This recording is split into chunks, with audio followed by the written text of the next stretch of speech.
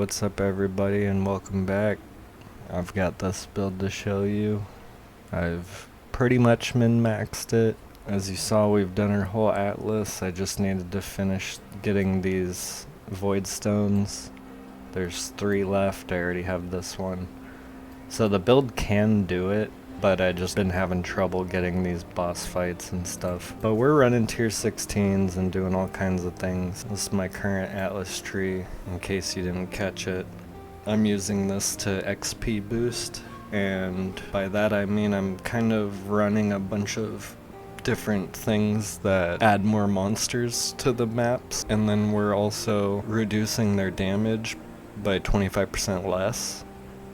And the 50% more life doesn't exactly matter, as you can see from the intro video. This setup has been the most fun for me, and you get quite a bit of currency. It's not anything too crazy, we're not juicing any one particular thing. So that's what I've been running to get this up and going. We're currently level 93, and let's dive into what's going on here. So this is Ignite's OP, our current Ignite damage with our main skill.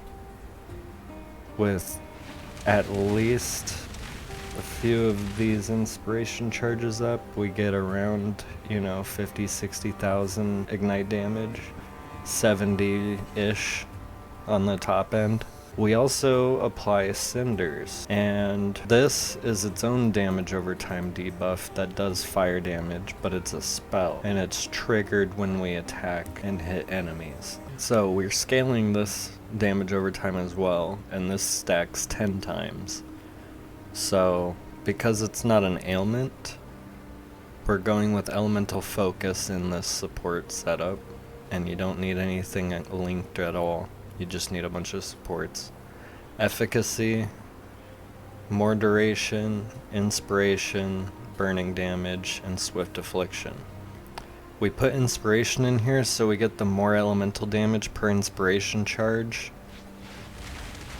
And once I have inspiration charges, you can see it actually goes up to 43,000. And it'll go back down when those go away. So we're getting like roughly 10,000 damage, so that's why we're using that there. And there's also no real other supports for this. This is the only 6 I can find that actually do something. Now the fire exposure is an ailment, but because the bow itself is applying it, not cinders, elemental focus doesn't actually stop you from getting that extreme exposure. And we're boosting the exposure a lot by getting Mastermind of Discord. We're also getting Shaper of Flames so that all damage can ignite, and that allows our Conflagration, which is our main skill, to use all 3 damage types to gain a huge boost to its ignite damage. On top of all that, Conflagration has its own damage over time debuff. This does a massive amount of damage. Tooltip before inspiration charges says 433,000 damage per second. That also gets 80% more damage when the projectiles explode, and quite a lot more when we have inspiration charges. We're getting Liege of the Primordial to get 2 extra golems, and we're using Golem Commander for an extra golem. This is very good because we're also getting increased effective buffs from golems from those passives, as well as Primordial Eminences here, and down here. We were doing that to get a 5th golem. We were using Ice Golem for a while, but I spec'd out of it. Ended up trying some Guardian stuff. Sadly, the Guardian doesn't survive too long in tier 16s, so unless you can get that extra tanky, I wouldn't really recommend it. To get the 5th golem, you would just use a primordial, I forget what it's called. It's the jewel that lets you get an extra golem if you have 3 primordial items. We were doing that, but I ended up keeping these because of the increased effective buffs granted by golems. We're well over 150% increased effect. So all our golems are giving us quite a lot. This is just a random jewel I bought. It looked really good. It's quite a lot of extra damage for me. So these are the clusters, just so you know.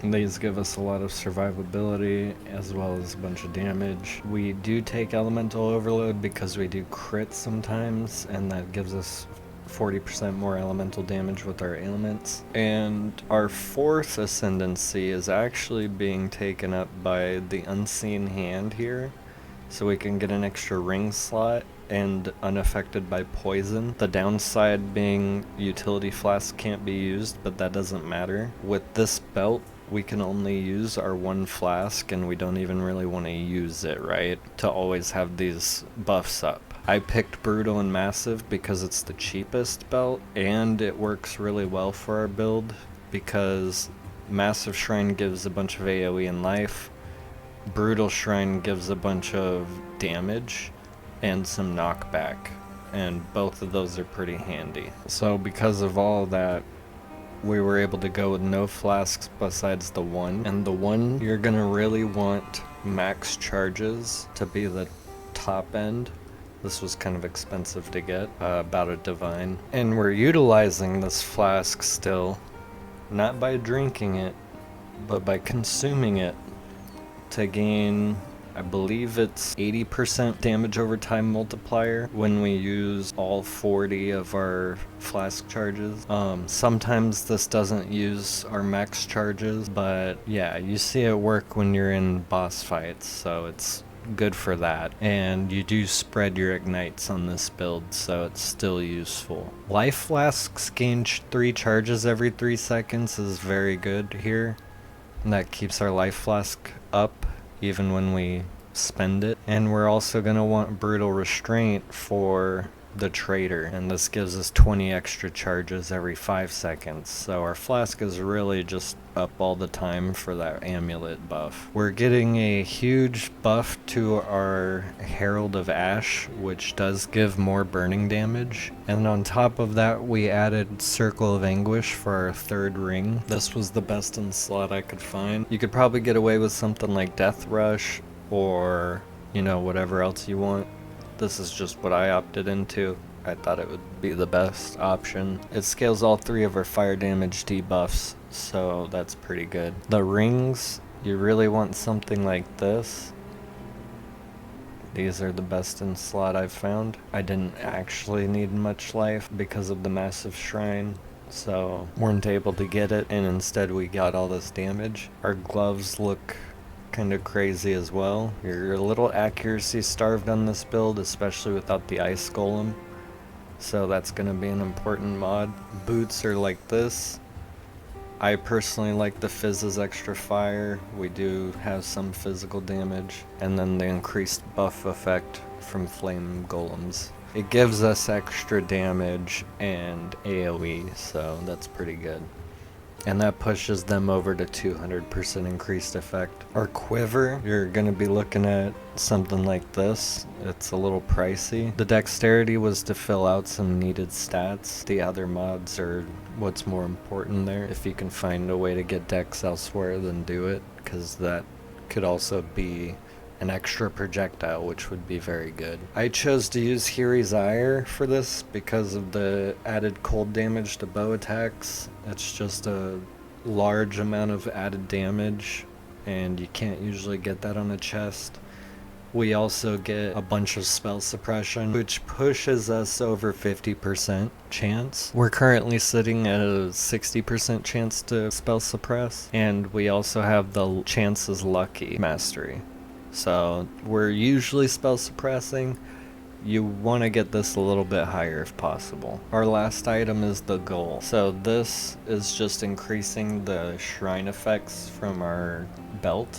That's the main reason I chose to use this. I found a corrupted version with increased burning damage. And you also get a bunch of buffs from the random shrines it gives you. Although, do be noted that the brutal and massive shrines are not that great if you find them from the goal, but if you find them in the maps, due to our Atlas boosting shrines found in maps. Definitely pick those up because they outdo your belt shrines. They're far better. As for sockets, I'm doing Summon Chaos Golem. We're looking for 23% quality on your golems. I'm still trying to get my stone golem better. Lightning golem, flame golem. You're gonna want one of these to be supported by meat shield by using the new coins. This is very good because it sockets all of them that are linked. See? Meat shield is on flame, lightning, chaos, and stone. So I really like that. I'm using Anime Guardian of Smiting to get extra added lightning damage when it attacks.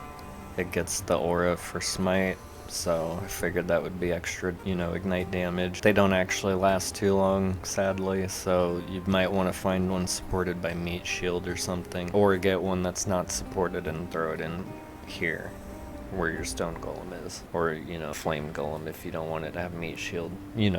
Swap things around. Blink arrow I like because it has a really high cooldown recovery rate, and the clones can apply the cinders and fire exposure. Pretty sure the clones apply cinders, but they also apply the fire exposure, so that's what's good about it. Herald of Ash, we don't need quality, the overkill damage doesn't matter. And you're gonna need Enlighten, 2 of them to be exact. We're running Enfeeble to help with survivability, and you're gonna want to use it with Eldritch Blasphemy. This is one of the new supports, and it applies Malignant Madness to enemies that have been within the aura for 5 seconds, and it reduces their damage and action speed by 10%. So that's pretty good on top of the Enfeeble effect. And we're also using Malevolence for that damage over time and skill effect duration. Now for Conflagration, the supports we're using are probably best in slot. I've tested a bunch of stuff. We got lucky by getting an efficacy, and because that's one of the lowest damage supports, I felt like it would be the best one to be level 1 anyway. We're using Inspiration to get those charges for our bow. Swift Affliction, Ignite Proliferation.